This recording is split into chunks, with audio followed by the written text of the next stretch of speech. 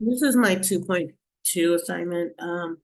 Unfortunately, I wasn't able to find, and it's like really hard to find videos on Pinterest for, well, in my case, for what I was looking for hair movement.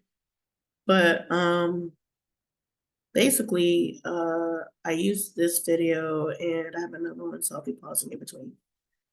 Um,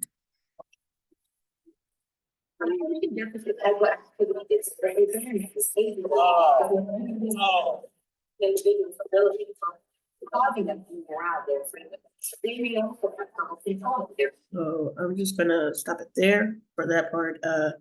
Basically, the person I wanted to focus on was the dancer in the back, because her hair does the most movement. Um, Basically, with her hair, I would use the bounce, um, probably not at a or maybe at full capacity, because she does do a lot of movement. Because with dancers, they do a lot of movement. When, of course, when they're dancing, so there's a lot of hair flipping and or um spinning and things like that when it comes to the hair. I would probably put the collision maybe 75%, only or maybe 50% because the collision isn't really, it's not even really hitting against, like, it's not hitting a wall or anything. So it's just, hair to head, uh, for the most part. And with the bounce, she's, like I said, she's a dancer, so it's her hair is going to be bouncing around. I wouldn't use the like I wouldn't zero out like the stretch resistant because that would cause the hair to stretch, and um I wouldn't like zero it out because it would cause, like I said, it would cause it to stretch out and go longer. And um last time I checked with hair growth, it doesn't stretch out, like it doesn't grow like super long overnight or anything like that. So that would be there would be no reason for that.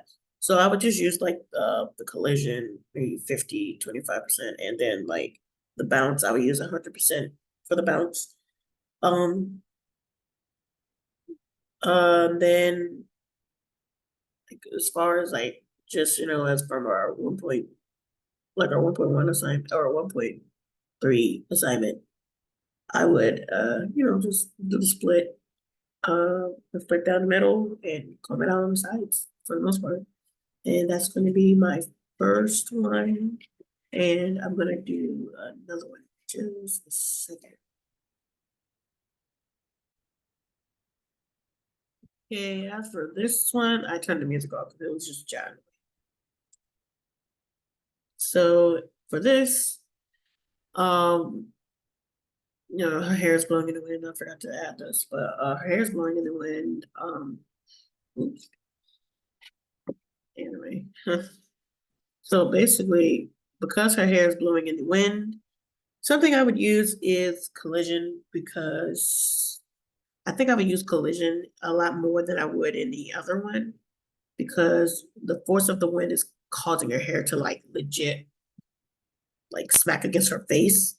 So I would use like a high amount of the collision, and I would use um the stretch resistant. I would have it at a lower number, not all the way down to 0, because again, um it's not to the point where the hair is like completely growing, but it would have to be at a certain level, like maybe a 20-ish, 20% of, or maybe 30.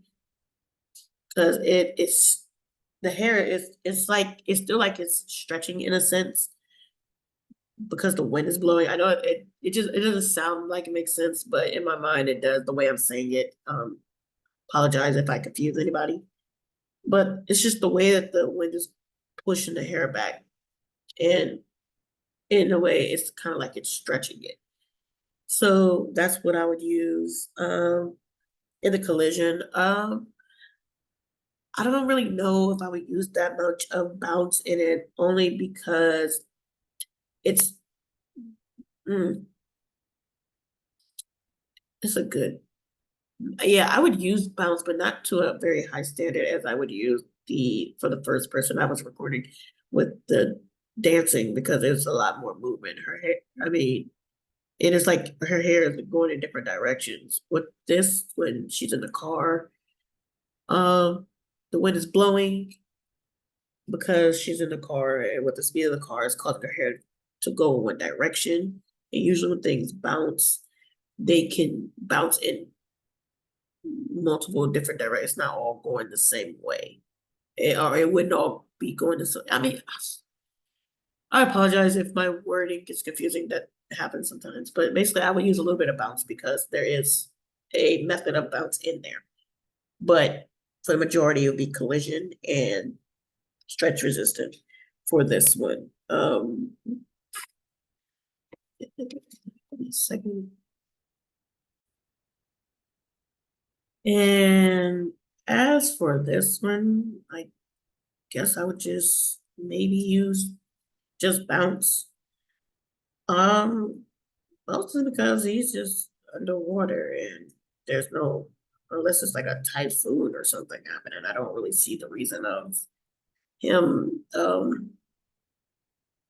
having any collision with the water. Uh, he's in the ocean, dogs going underwater, and with the water, everyone knows water tends to make things lift with like it's like no gravity underwater in a sense. And the dog's hair just kind of floated, if anything. So I would use maybe bounce. Um, Let me take a look at my list right quick just to make sure that's all I would use though. I would say stickiness to a certain extent, because when they get out of water, your hair will stick to you. But that's only when it gets out of the water. Not much friction. And I almost forgot to say about the friction for the other ones. I would use friction in those as well. But bounce and stickiness for the most part, there's no need to have a like to zero out a stretch resistant. If anything, I would make it like a higher number in a sense, maybe, if that was the case. But if anything, I would just leave stretch resistant alone. And maybe compression restriction a little bit. I wouldn't use the bend resistant or the twist resistant because he's underwater. There's nothing resisting the hair whatsoever. So pretty much, that would be my conclusion of the three that I've chose. Uh, Thank you. And let me find out what perfect. Sorry for the everyone. All right. Thank you guys.